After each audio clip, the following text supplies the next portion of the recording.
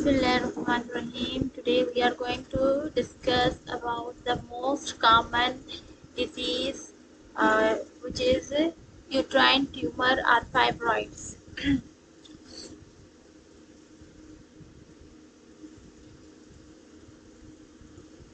तो यहाँ पर आप पिक्चर में देख सकते हैं कि यूट्राइन यूट्राइन फाइब्रॉइड्स, ये जो यहाँ पर यूट्राइन का मतलब ही है कि जैसे कि यूट्राइन में कोई फाइब्रॉइड प्रेजेंट हो। अब ट्यूमर तो बॉडी के किसी भी पार्ट में हो सकते हैं और फाइब्रॉइड से बॉडी के किसी भी पार्ट्स में हो सकते हैं, पर यहाँ पर बेसिकली बात की जा रही है यूट्राइन ट्यूमर और फाइब्रॉइड्स की। तो इसका मतलब है कि यूट्रस में जो फाइब्रॉइड्स प्रेजेंट होंगे हम उसकी बात करेंगे। तो यहाँ पर इस डायग्राम में आप देख सकते हैं कि कितने ही फाइब्रॉइड्स ये जो है ये वाले ये मल्टीपल फाइब्रॉइड्स मौजूद हैं जो कि ट्यूमर की शेप में एक्सचेंज हो चुके हैं। ठीक है, तो आज हम बेसिकली इसी को डिस्कस करेंगे इन द डिटेल।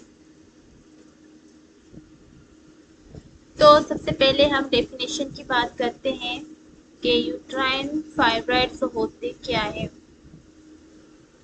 तो डेफिनेशन की हम बात करते हैं कि फाइब्रॉइड्स जो होते हैं यूट्रस के is a non cancerous growth that develops in और अराउंड द वॉर्म। वॉर्म कहते हैं यूट्रस को जहाँ पर बेबी की डेवलपमेंट होती है, तो वहाँ पर जो कोई नॉन कैंसरस ग्रोथ हो, यानी कोई ट्यूमर हो सकता है, यानी कोई कैंसर नहीं होती, ये ट्यूमर हो सकता है, उसको हम फाइब्रॉइड्स बोलते हैं, जो कि वॉर्म में होगी।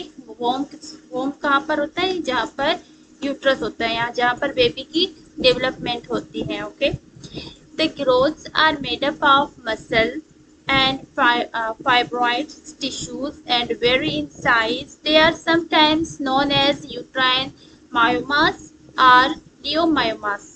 ठीक है, तो इसकी जो ग्रोथ होती है वो मसल्स की बनी हुई होती है और फाइब्रॉइड टिश्यूज की होती हैं, और ये बहुत ज़्यादा बड़े भी साइज के हो सकते हैं और बहुत छोटे भी होते हैं। और समटाइम हम इसको जो है यूट्राइन मायोमास भी कहते हैं और लियोमायोमास भी कहते हैं। तो यानी यूट्राइन फाइब्रॉइड जो होते हैं, जिसको फाइब्रॉइड यूट्राइड्स भी कहते हैं, उसको हम मायोमास भी कह सकते हैं और लियोमायोमास भी कहते हैं। ठीक है, इनके जो ये है कॉमन नेम तो यूट्राइन फाइब्रॉइड्स हैं, पर ये जो है इसके बायोलॉजिकल नेम्स होते हैं। ठीक है, so that we now we are going to discuss about causes के यूट्राइन फाइब्रोस के काज क्या होते हैं, इसकी इटियोलॉजी क्या होती है। ठीक है, इटियोलॉजी मीन्स काजेस। ओके, तो इसके काज क्या होते हैं? एग्जैक्ट काज जो होता है आप फाइब्रॉइड्स के अननोन है। ठीक है, यानी एग्जैक्ट हमें पता नहीं होता कि किस वजह से होता है, but they have been linked to the hormone. Hormone जैसा कि आप सबको पता है कि इस्ट्रोजेन हार्मोन होता है जो कि फीमेल में रिप्रोडक्टिव ऑर्गन्स के तौर पर जो है वो काम करता है। ये आगे डिस्कस करते हैं। Oestrogen is the female reproductive hormone produced by the ovaries. ठीक है, द फीमेल रिप्रोडक्टिव ऑर्गन्स। ये इस्ट्रोजेन जो होता है वो इस्ट्रोजन जो होता है वो फीमेल रिप्रोडक्टिव हार्मोन होता है जो कि ओवरीज को प्रोड्यूस करता है। ठीक है, ये फीमेल रिप्रोडक्टिव ऑर्गन होते हैं। Fibroids usually develop during a women's reproductive years. Fibroids जो होता है बेसिकली देखा गया है कि फाइब्रॉइड्स तब किसी भी लेडीज में होते हैं, यूट्रस में तब होते हैं जबकि लेडी जो होती है वो मेच्योर हो जाती है, यानी उसके जो रिप्रोडक्टिव ईयर्स जो स्टार्ट हो जाते हैं, तो उस ईयर्स के दौरान उसको यूट्रस फाइब्रॉइड्स हो सकते हैं। From around the age of 60 to 50, इसकी जो एज दी हुई है वो 60 से 50 तक यूट्राइन फाइब्रस के होने के चांसेस होते हैं, जो कि मोस्टली गर्ल्स जो होती हैं वो 15 और 16 ईयर्स में जो है वो रिप्रोडक्टिव उनके ईयर्स स्टार्ट हो जाते हैं। बेसिकली मेंस्ट्रुअल साइकिल जो होती है फीमेल्स में वो 15 to 16 तक जो है वो स्टार्ट हो जाती है। इससे पहले भी हो सकती है, चांसेस होते हैं। यानी 14, 15, 16 यानी ये नॉर्मल होती हैं कि ये 16 तक स्टार्ट हो जाती है। तो चांसेस हैं कि 16 to 50 ईयर की एज में यूट्राइन फाइब्रस के होने के चांसेस होते हैं। When estrogen levels are at their highest, जब एस्ट्रोजन की लेवल हाई हो जाती है तब देखा गया है कि फिर ये फाइब्रॉइड्स जो होता है वो यूट्रस में वोमेन्स में हो सकता है, इसके चांसेस होते हैं। अदर फैक्टर्स दैट में influence there formation include genetics, और दूसरे फैक्टर्स देखे गए हैं कि ये बेसिकली जेनेटिकली भी होता है। अगर किसी के खानदान में, अगर किसी के जीन में ये फाइब्रॉइड यूट्राइन फाइब्रॉइड्स मौजूद हैं तो फिर ये जेनेटिकली भी ग्रोथ करते हैं। So now we are going to discuss about the types of uterine fibroids. Basically इसके 4 टाइप्स होते हैं। वन बाय वन हम इसको डिस्कस करते हैं। There are 4 types of uterine fibroids. Okay. Number 1, intramural fibroids. Intramural fibroids. Okay. The most common type of fibroid which develop in the muscle wall of the womb. Okay. आप इस diagram में देख सकते हैं कि यहाँ पर जो है, मैं जूम इन करती हूँ।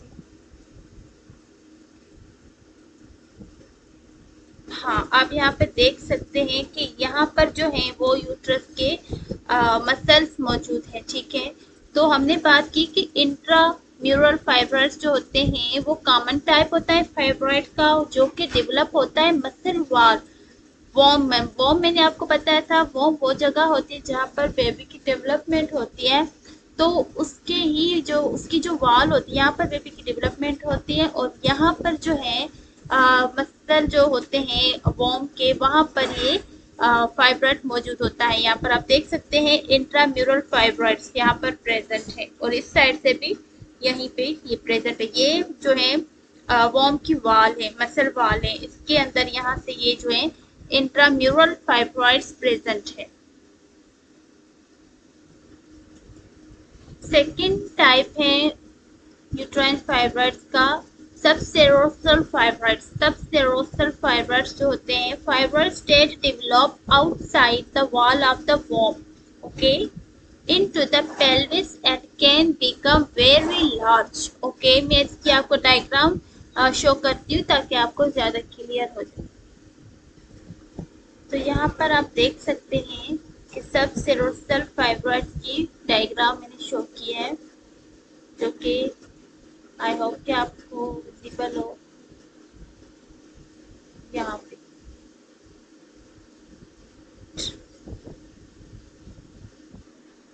इस डायग्राम में आप देख सकते हैं कि सब सेरोसल फाइब्रॉइड जो होता है वो यूट्रस की आउटर साइड पर मौजूद होता है, और ये बहुत बड़ा साइज में होता है।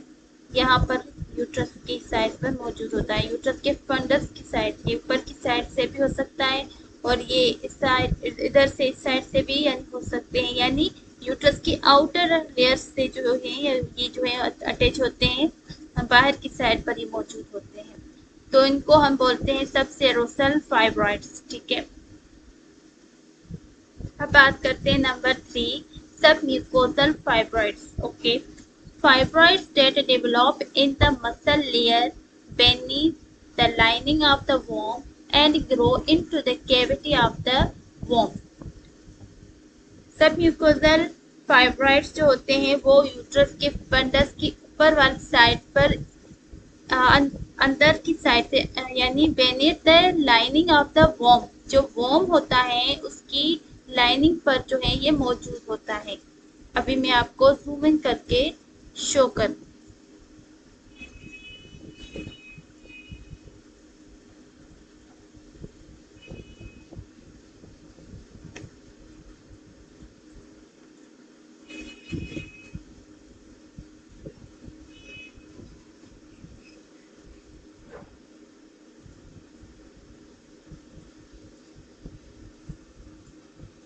अच्छा, तो ये यहाँ पर आप जैसा कि देख सकते हैं इंट्राम्यूरल फाइब्राइड्स, इंट्राम्यूरल फाइब्राइड्स यहाँ पर इस तरह से प्रेजेंट होता है, यहाँ पर वॉर्म की साइड से प्रेजेंट होता है। और नंबर 4 जो होता है वो पेडेंकुलेटेड फाइब्राइड्स। अब पेडेंकुलेटेड फाइब्राइड्स का पर प्रेजेंट होता है that grow on small stalks inside और आउटसाइड द वॉर्म। स्टैक्स जो होते हैं जैसे कि पेड़ में कोई भी फल वगैरह ऐसे लटकता है तो उसको हमें स्टैक्स बोलते हैं। तो ये इनसाइड या आउटसाइड दोनों की तरफ से हो सकता है। जैसे कि आप इस डायग्राम में देख सकते हैं कि पेडेंकुलेटेड सबसेरोसल फाइब्राइड्स जो होते हैं वो इस तरह से अंदर की साइड भी हो सकते हैं और भी बाहर की साइड भी लटकते हो। तो आप इस डायग्राम को गौर से देखें, इसमें आपको क्लियर हो जाएगा कि कहाँ पर कौन सा टाइप जो है वो हो सकता है, प्रेजेंट हो सकता है।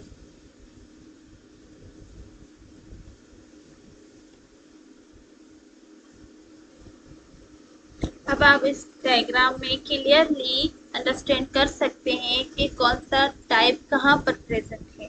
ठीक है, ये वाला जो पेडेंकुलेटेड सबसेरोसल फाइब्राइड्स है ये स्टिक की तरह अंदर की साइड पर मौजूद है, जो कि स्टिक कर रहा है। ये इनसाइड भी होता है और ये आउटसाइड भी होता है, जैसे कि मैंने आपको पहले डिस्कस किया बताया। ओके, और ये सब म्यूकोसल फाइब्राइड्स हैं जो कि लाइनिंग पर मैंने आपको बताया था वॉर्म की लाइनिंग पर मौजूद होता है। इंट्राम्यूरल फाइब्राइड्स जो मैंने आपको बताया कि इंटरनल जो वॉर्म होती है और वॉर्म की लाइनिंग होती है वहां पर ये प्रेजेंट होता है। सब सेरोसल फाइब्राइड्स यहाँ पर प्रेजेंट होते हैं। तो इस डायग्राम को देखते हुए आपको क्लियर हो जाना चाहिए कि कौन सा फाइब्राइड्स कहाँ पर प्रेजेंट है। यानी 4 टाइप्स होते हैं और चारों टाइप्स जो होते हैं वो उसकी लाइनिंग, वॉर्म की लाइनिंग और उसकी शेप और उसकी साइज पर डिपेंड करते हैं कि वो किस तरह से है और कहाँ पर प्रेजेंट है, और उसको उस हिसाब से नेम दिया गया है। तो ये 4 टाइप्स थी फाइब्राइड्स की। अब हम साइन और सिम्टम्स को डिस्कस करेंगे कि फाइब्राइड्स के कौन कौन से साइन होते हैं और कौन से सिम्टम्स होते हैं। सो साइन एंड सिम्टम्स की हम बात करते हैं तो यहाँ पर आ जाते हैं हम। Most of the cases of fibroids do not present any sign symptoms और ऑफ कोर्स साइन भी। इसके साइन और सिम्टम्स जो है मोस्टली प्रेजेंटेड नहीं होते और मोस्टली शो नहीं होते, क्योंकि फाइब्राइड्स इतने छोटे होते हैं। क्योंकि उस टाइम जब किसी लेडी को फाइब्राइड्स होते भी हैं तो उसको पता ही नहीं चलता कि उसको फाइब्राइड से हो चुके हैं। तो जब वो एग्जामिनेशन कराने जाती है हॉस्पिटल में तो फिर यानी डॉक्टर को बताती हैं कि वाकई में इसको फाइब्राइड्स हैं। कोई रिपोर्ट्स वगैरह करवाती है, एक्सरे, तो डॉक्टर उनको कंसल्ट करती है कि कुछ टेस्ट वगैरह करवाएं ताकि हमें पता चल सके कि वाकई में आपको जो है वो फाइब्राइड्स हैं या नहीं है। ठीक है, तो इसकी जो है वो कोई भी खास किस्म की जो साइन सिम्टम्स हैं वो मौजूद नहीं होती। जब वो स्टार्टिंग पोजिशन, जब वो स्टार्ट होता है, जब फाइब्राइड्स बन रहे होते हैं तब कोई भी साइन सिम्टम्स शो नहीं होती है and are often detecting during routine pelvic examination।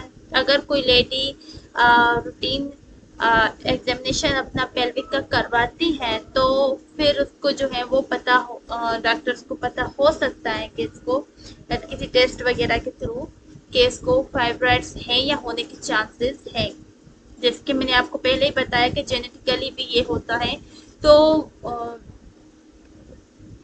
वो लेडीज जिनको पता है कि हमारे खानदान में यानी इस तरह की फाइब्राइड्स की डिजीज होती है तो उनको ज़्यादा यानी चाहिए कि वो अपना पेल्विक एग्जामिनेशन करवाएं ताकि मतलब पता चल सके कि आपको पेल्विक आपको यानी फाइब्राइड्स हैं या फिर नहीं है, क्योंकि चांसेस होते हैं जेनेटिक में कि आपको भी हो।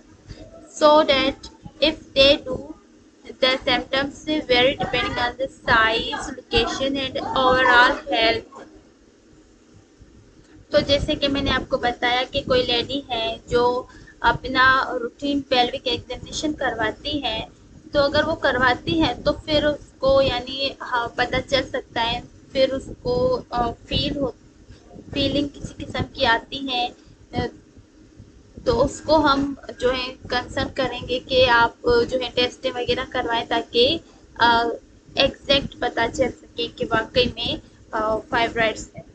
ओके, तो उसकी जो under size location and overall health, यानी जो मतलब जो पेल्विक एग्जामिनेशन करवाती हैं तो उसका हमें पता चलता है, और उसकी जो उसका अगर उस लेडी को फाइब्राइड्स होता है तो फिर हमें पेल्विक एग्जामिनेशन के थ्रू हमें पता चल सकता है कि उसकी साइज, लोकेशन और ओवरऑल हेल्थ उसकी कैसी है। जाहिर सी बात है, एग्जामिनेशन तो जो भी हो वो हमें करनी ही बहुत ही ज़्यादा इम्पोर्टेंट है, करनी चाहिए।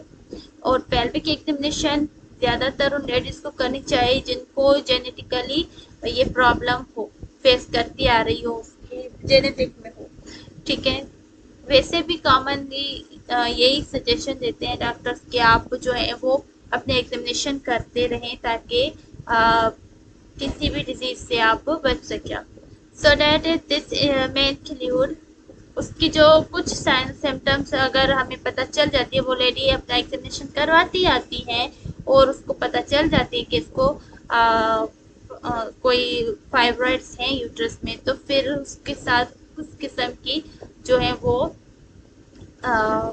साइन और सिम्टम्स जो है वो शो होना स्टार्ट होंगे, क्योंकि बेसिकली स्टार्टिंग में तो कोई भी साइन सिम्टम्स नहीं था। ठीक है, जब उसको स्टार्ट हो गया और उसको वाकई में यानी फाइब्राइड्स हैं, तो फिर उसके बाद जो है उसकी कंडीशन क्या होगी, तो उसकी एक्सेस ब्लीडिंग ड्यूरिंग पीरियड्स, तो उसकी पीरियड्स में बहुत ज़्यादा ब्लीडिंग होगी, पेनफुल पीरियड्स आएंगे, फ्रीक्वेंट यूरिनेशन, बार बार यूरिनेशन आएगा, कॉन्स्टिपेशन उसको बहुत होगी और फ्रीक्वेंट स्टूल होगा, पेन ड्यूरिंग इंटरकोर्स, अगर वो मैरिड है तो फिर उसको बहुत ज़्यादा पेन होगा इंटरकोर्स के दौरान। ओके, अब मैं आपको इसकी थोड़ी सी डायग्नोस बताऊंगी कि इसकी डायग्नोस किस तरह से होगी। कि हिस्ट्री टेकिंग, सबसे पहले तो हम पेशेंट की हिस्ट्री लेंगे। ओके, जैसे कि मैंने बताया हिस्ट्री में हम उससे पूछेंगे कि ये आपको जेनेटिकली आपके खानदान में पहले किसी को तो नहीं हुआ, इस तरह से जेनेटिकली हम उससे पूछेंगे, हिस्ट्री में आ जाता है सारा कुछ, हम उससे हिस्ट्री लेंगे। फिर फिजिकल एग्जामिनेशन करेंगे, पेल्विक का एग्जामिनेशन करेंगे अच्छी तरह से ताकि हमें पता चल सके कि कोई फाइब्राइड्स तो मौजूद नहीं है। अगर फाइब्राइड्स होगा तो हमें वो फील होगा, अगर वो बड़ी साइज का है तो हमें इजली फील हो जाएगा, हमें पता चल जाएगा कि इसको वाकई में फाइब्राइड्स से यूट्राइन फाइब्राइड्स प्रेजेंट है। अदरवाइज हम कुछ टेस्ट कराते हैं, जैसे कि रेडियोलॉजिकल टेस्ट है जिसमें एक्स रे चेस्ट करवाते हैं, एक्स रे पेल्विक करवाते हैं, सिटी स्कैनिंग करवाते हैं, जिसके थ्रू हमें पता चल जाता है कि वो वाकई में पेशेंट को फाइब्राइड्स ट्यूमर है। ठीक है, उसके साथ हम अल्ट्रासाउंड ऑफ पेल्विक और लैब कुछ टेस्टें होती हैं, जैसे कि यूरिन डीआर हो जाता है, ब्लड सीपी करवाते हैं, बायोप्सी ऑफ ट्यूमर करवाते हैं। ठीक है, ये कुछ टेस्टें होती हैं लैब की, ये भी हम डायग्नोस में करवाते हैं। इसके अलावा इसकी कुछ कॉम्प्लिकेशंस होती हैं, जैसे कि ब्लीडिंग टेंडेंसी होती है। ठीक है, और एनीमिया भी हो सकती है, और इनफर्टिलिटी भी होती है, और लॉस ऑफ वेट, वेट जो है बहुत ज़्यादा वो लॉस हो जाता है, और इनफर्टिलिटी होती है जिसमें बेबीज़ की ग्रोथ मतलब बेबी की डेवलपमेंट नहीं हो पाती है यूट्रस में। जाहिर सी बात है वहाँ पर बहुत ज़्यादा जो है वो फाइब्राइड्स प्रेजेंट है, तो वहाँ पर जो है वो बेबी की डेवलपमेंट नहीं होती, इनफर्टिलिटी हो जाती है, एनीमिया हो जाता है, और ब्लीडिंग टेंडेंसी हो जाती है। ठीक है, ये कुछ कॉम्प्लिकेशंस हो सकती हैं जिस पेशेंट को फाइब्राइड यूट्राइड्स है। सो डैट यहाँ पर हमारा लेक्चर एंड होता है। अगर आपको हमारा लेक्चर अच्छा लगा, पसंद आया, तो कमेंट्स, लाइक और शेयर, सब्सक्राइब ज़रूर करें ताकि हम इससे रिलेटेड ही कुछ और डिजीज़ जो होती हैं कॉमन, उसको भी हम डिस्कस करें, और हम जो है अपने